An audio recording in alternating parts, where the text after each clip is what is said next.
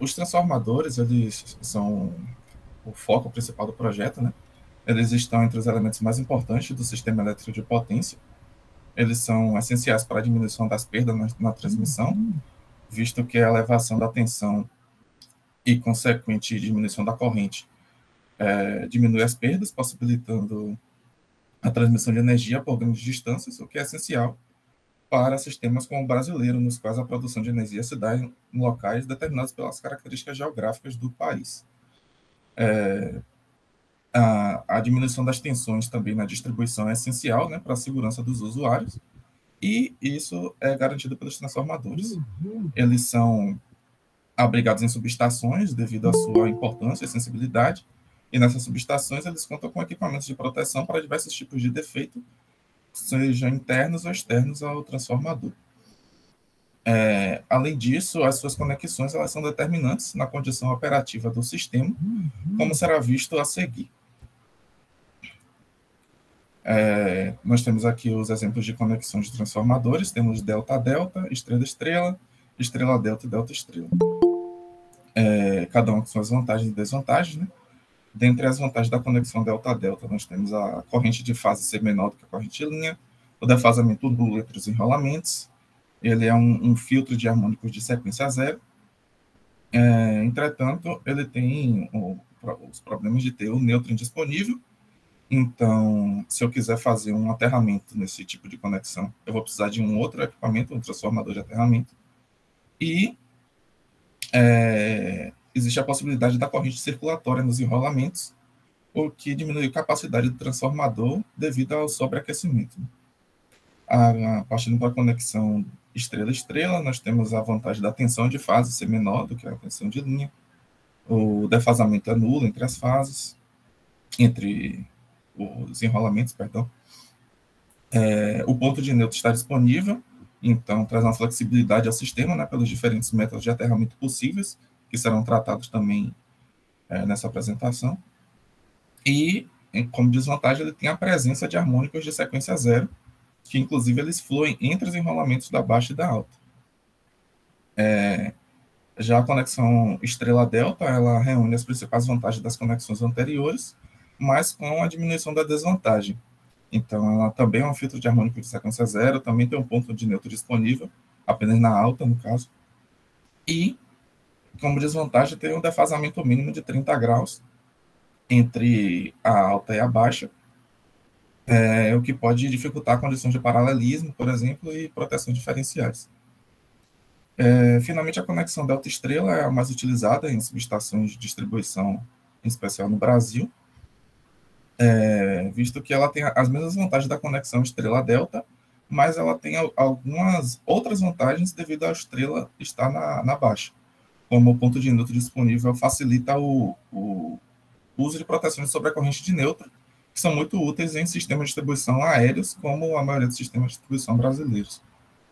A tensão fase terra menor permite o uso de equipamentos com níveis de isolamento mais reduzidos, reduzindo os custos, e a corrente de sequência zero na baixa, ela não se reflete na alta tensão. Então, isso melhora a qualidade da energia, né? Além disso, permite a conexão de cargas monofásicas. Então, devido a essas vantagens, essa é a conexão mais presente em subestações de distribuição. E, nesse contexto, desse tipo de conexão, existem ainda os diversos tipos de aterramento dos transformadores. Aí, uma das opções é não ter um aterramento, uma conexão, né, intencional do neutro com a Terra, que tem as vantagens de a corrente de curto-circuito fase terra ser reduzida devido à ausência de caminho elétrico, né, para a corrente fluir. Entretanto, ainda existem as capacitâncias da rede, né, que fornecem um caminho de alta impedância, então existe uma corrente de curto-circuito, mas ela é muito reduzida. O neutro flutuante ele permite um maior desequilíbrio entre as fases, o que pode levar a sobretensões elevadas em regime permanente e transitório. No caso do transitório, pode chegar até 5 vezes a corrente nominal do sistema. Então, o sistema deve estar preparado para isso. O aterramento por impedância é feita uma conexão intencional do neutro com a Terra, mas com uma impedância intencional adicionada a esse aterramento. Quando essa impedância adicionada é uma resistência de valor alto, ela se comporta quase como um sistema isolado e é muito usado em fábricas nas quais a interrupção do processo é muito prejudicial, permitindo a operação durante o defeito, mas sem os desequilíbrios de tensão e sobretensões tão elevados quanto o sistema isolado. No caso de utilizar resistência baixa ou reatância, eles vão se comportar de maneira similar ao sistema aterrado solidamente, que vai ser discutido a seguir, mas com uma corrente de curto-circuito fase terra reduzida, o que pode ser uma vantagem ou uma desvantagem, como será discutido também na sequência. Outra opção é utilizar o neutro compensado, que é muito utilizado na Europa, com um equipamento chamado bobina de Peterson, que é variável e se adapta às capacitâncias do sistema. Então, durante o curto-circuito fase terra, a corrente de curto-circuito vai ser ainda menor do que o sistema isolado. Entretanto, mesmo uma corrente muito reduzida, ela pode ser perigosa, né, até para seres humanos. Então, é mais recomendável usar esse tipo de aterramento em sistemas subterrâneos, como é o caso da maioria dos sistemas europeus de distribuição.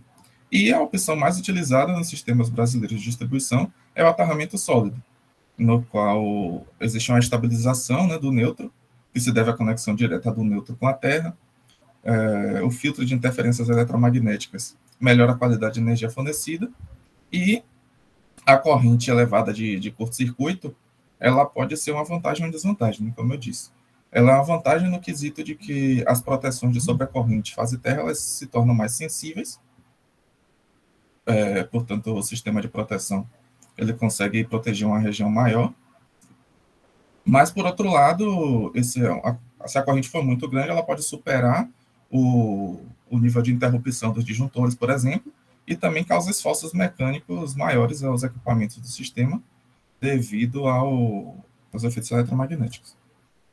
E, nesse contexto da subestação de distribuição na conexão delta-estrela aterrada, existe o problema do fluxo de condutores, né? Devido ao seu valor comercial, e os condutores de aterramento são alvos vulneráveis, visto que muitas vezes as subestações estão em locais isolados e não muito vigiados, e também é devido à característica da conexão, que o aterramento ele está sobre uma tensão muito baixa. Então, é possível fazer o corte mesmo durante a operação do sistema, que facilita, né, para os invasores. E aí, como foi citado, né, anteriormente, o sistema isolado e aterrado ele se comporta de maneira bem diferente. E o sistema ele é preparado para operar na condição nominal. Por isso, a mudança inadvertida, né, dessa condição pode gerar riscos, como sobretensão e danos aos equipamentos, risco de insensibilidade das proteções de sobrecorrente. E, como não existe uma proteção específica para detectar esse tipo de condição, esse defeito pode permanecer por muito tempo até que haja uma inspeção, por exemplo, na subestação. E aí é que entra o objetivo do trabalho, que é o desenvolvimento de uma lógica de proteção que seja capaz de detectar a perda do aterramento do sistema e associá-la a um alarme recebido pelos operadores de tempo real, permitindo o envio de equipes a campo para o restabelecimento da condição normal de operação do sistema. E esse projeto ele tem como premissa o desequilíbrio natural do sistema, né? Visto que um sistema perfeitamente equilibrado, ele não vai variar na sua operação nominal com ou sem o aterramento. E esse desequilíbrio do sistema, ele se deve a conexões, né, de cargas monofásicas e bifásicas, envelhecimento de equipamentos como fusíveis e bancos de capacitores, e a transposição incompleta de linhas, por exemplo. Partindo para já na metodologia, né, os critérios de projeto utilizado foram baseados nas características de um sistema de proteção qualificado. O primeiro critério foi o aumento da sensibilidade, que no caso é a alta capacidade de identificação do defeito, a redução das atuações indevidas, então a alta capacidade de diferenciar a operação normal do sistema da condição de defeito. Então, além da atuação durante os defeitos, é necessário garantir a não atuação durante a condição normal. E o último critério foi a redução do custo de implementação, com o objetivo de utilizar os equipamentos já disponíveis em subestações, aumentando a aplicabilidade da lógica, visto que a ausência de custos traz um atrativo, né, para a lógica. E Dito isso, partimos para os testes que foram utilizados para a elaboração e para o teste da lógica, que seguem a estrutura mostrada no fluxograma. Será discutido individualmente. O primeiro teste foi o teste de viabilidade do relé, né? Ele teve o objetivo de conhecer mais a respeito dos relés digitais, as liberdades e as limitações que ele tem, e validar principalmente a possibilidade do uso de uma função de subcorrente com o uso do operador lógico negado. Então, isso porque já era esperado, né, teoricamente, que a corrente de nêutron se anulasse após a desconexão do aterramento. Nesse teste foi utilizada uma caixa de teste da Omicron e um relé 356 da Schweitzer. Nesse ponto, ele foi observada uma limitação, né, dos relés digitais, que existe um ajuste mínimo para as funções de sobrecorrente. E aí, quando junta com o valor da RTC, pode levar a valores elevados de ajuste, que poderia ser um problema para o teste. No caso do relé testado, o valor mínimo de ajuste era 0,25 amperes secundários, e foi esse valor que foi ajustado e associado a um operador negado à atuação. A corrente aplicada foi diretamente na entrada de nêutron do relé, e o teste ocorreu conforme esperado. Quando a corrente foi maior do que o ajuste, o estado lógico da função foi nulo, e quando a corrente foi menor, o estado lógico partiu para 1. Então, validou, né, o operador negado e a função de subcorrente. Já o teste de desequilíbrio ele foi feito na própria UFBA, utilizando lâmpadas como cargas, uma fonte de 220 volts, um medidor digital, um amperímetro e um voltímetro analógicos. Ele teve o objetivo, né, de conhecer um pouco mais a respeito de sistemas aterrados e não aterrados, as suas diferenças. E foi feito em 3 condições, né? A condição de sistema equilibrado, foram utilizadas uma lâmpada de 60 watts em cada fase, e aí, como esperado, né, a conexão ou não do aterramento foi irrelevante, nenhuma variação considerável nas correntes e tensões de fase, e medição nula da corrente e da tensão de nêutron no sistema aterrado e isolado, respectivamente. Na condição de desequilíbrio parcial, foi colocada uma lâmpada de 60 watts em 2 fases e uma lâmpada de 40 watts na terceira, gerando o desequilíbrio. E aí foi observado o desequilíbrio de tensão e corrente nas fases e medida 179 mA de corrente de nêutron no sistema aterrado e 19 volts de tensão de nêutron no sistema isolado. Já na condição de desequilíbrio máximo, foi colocada uma lâmpada de 60 watts em cada fase, e a terceira fase foi mantida em aberto. O comportamento foi similar ao desequilíbrio parcial, só que com uma intensidade maior, atingindo 470 mA de corrente de nêutron no sistema aterrado e 60 volts de tensão de nêutron no sistema isolado. Já a simulação computacional, né, ela foi feita utilizando 3 sistemas de teste de 3E, isso porque esses sistemas já são amplamente atestados e utilizados em trabalhos acadêmicos, e trata-se de redes de distribuição, o que se encaixa nas necessidades do projeto. Os transformadores dos 3 sistemas, eles têm a conexão padrão delta estrela aterrado, como o estudado no projeto, e os testes foram feitos para essa condição normal de operação e também feitos retirando o aterramento do transformador, com o uso do software OpenDSS para fazer a simulação. Aqui nós temos o primeiro sistema, o I3E 34 barras, que ele tem a tensão nominal de 24,9 kV. Temos o sistema I3E 13 barras, que tem a tensão nominal de 4,16 kV. E o último sistema teste foi o I3E 123 barras, que também tem a conexão, a tensão nominal de 4,16 kV. Partindo para os resultados, né? Primeiramente, o sistema I3E 34 barras, nota-se um equilíbrio grande nas tensões no sistema aterrado, tendo valores muito baixos de tensão de sequência negativa e tensão de sequência zero. E no momento em que é feita a retirada do aterramento, nota-se que a tensão de sequência negativa ela se mantém quase constante, e, assim como a tensão de sequência positiva. Já a tensão de sequência zero ela atinge um valor de 5 volts, muito maior do que anteriormente. E nota-se nas fases que existe um grande desequilíbrio, né, de tensão. Já do que diz respeito às correntes, observa-se que existe a presença de uma sequência negativa e de sequência zero, e já de um desequilíbrio natural do sistema.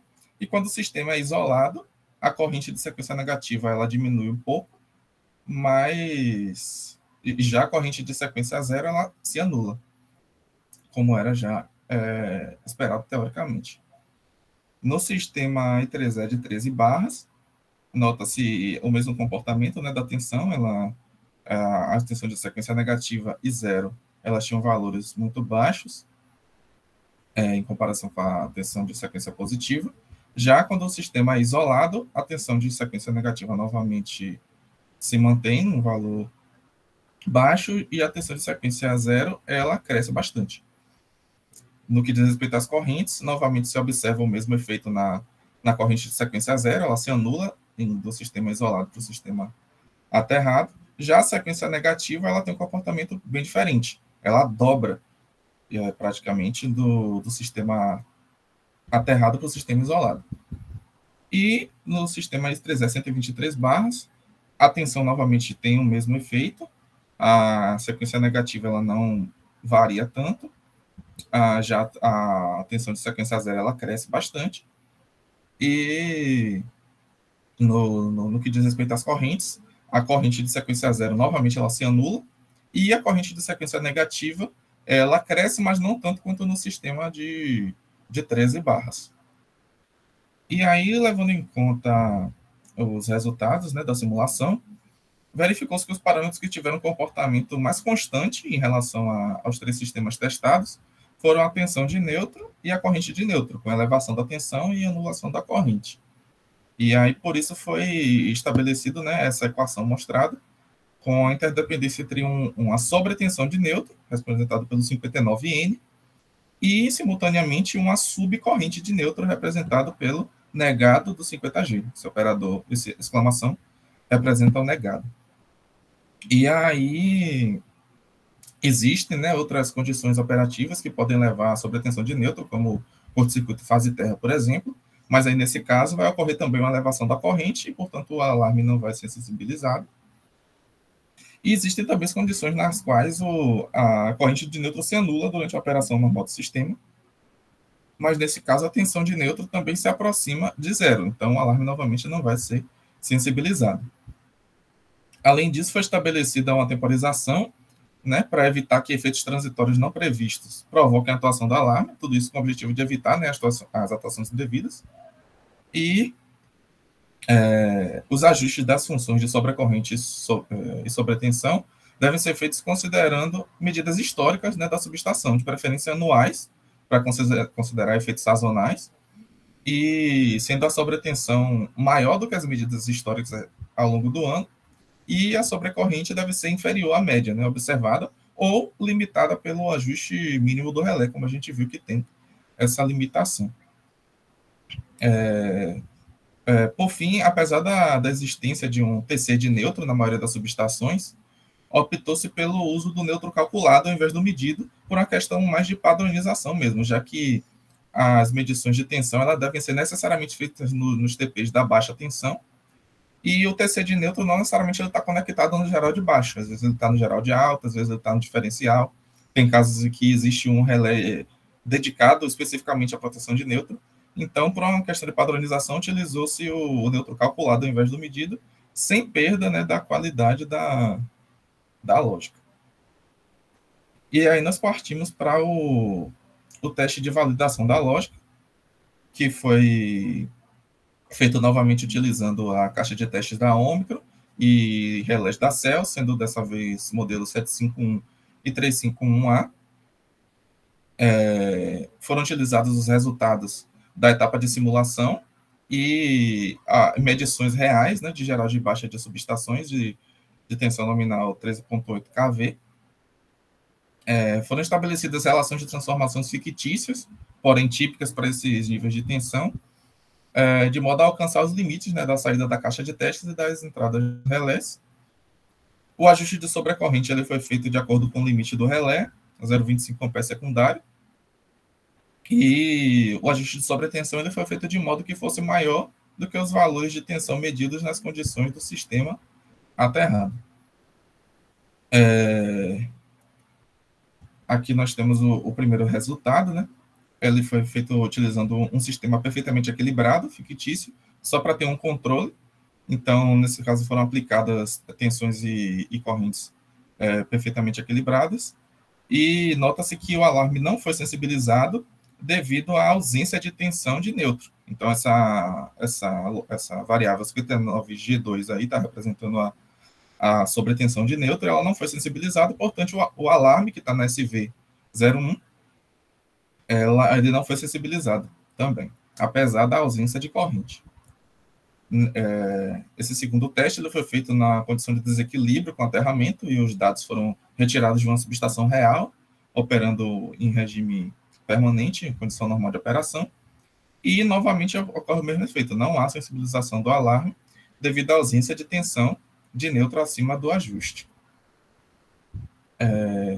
Essa outra oscilografia é de uma condição de curto-circuito monofásico com aterramento.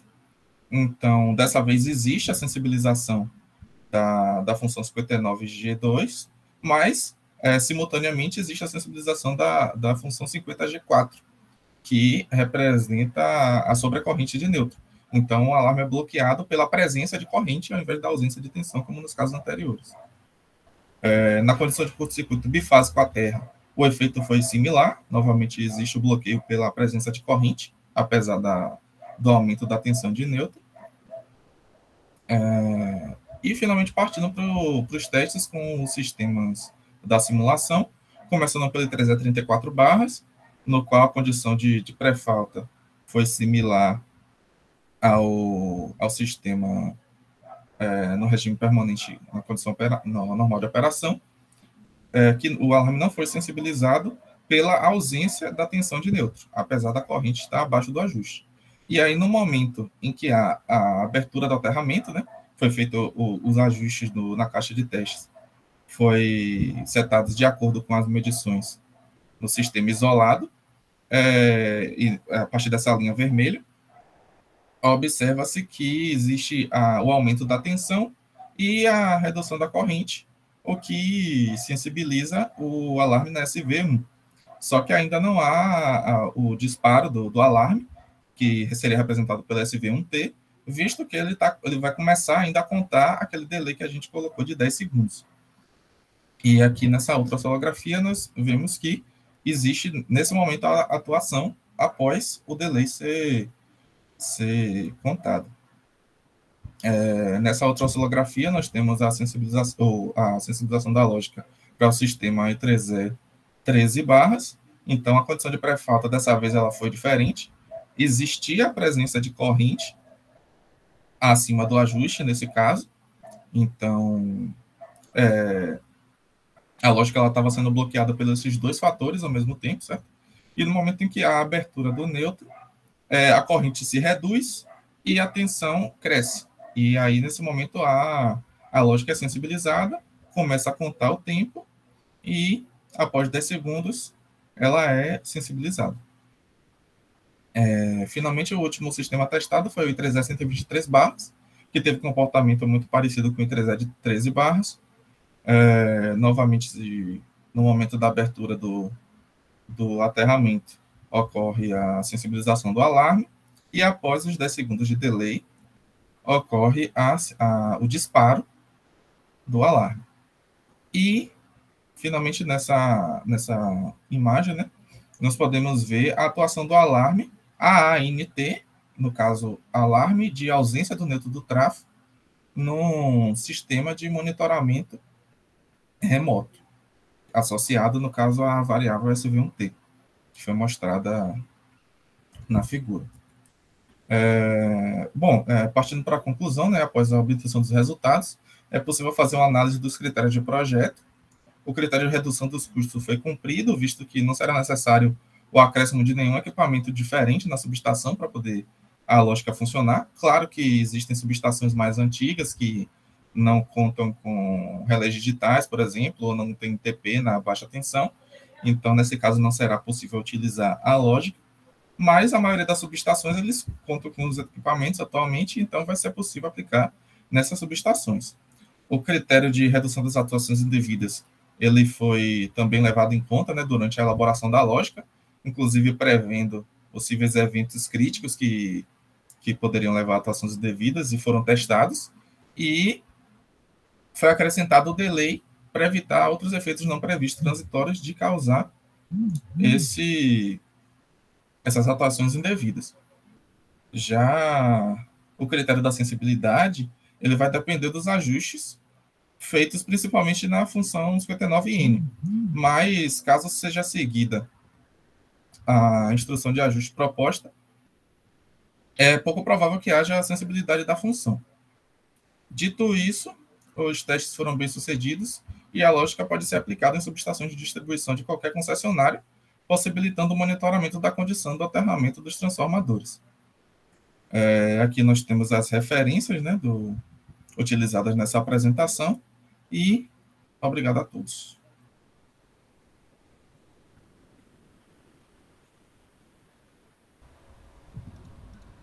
Obrigado, Wallace, por suas considerações. Vamos dar início o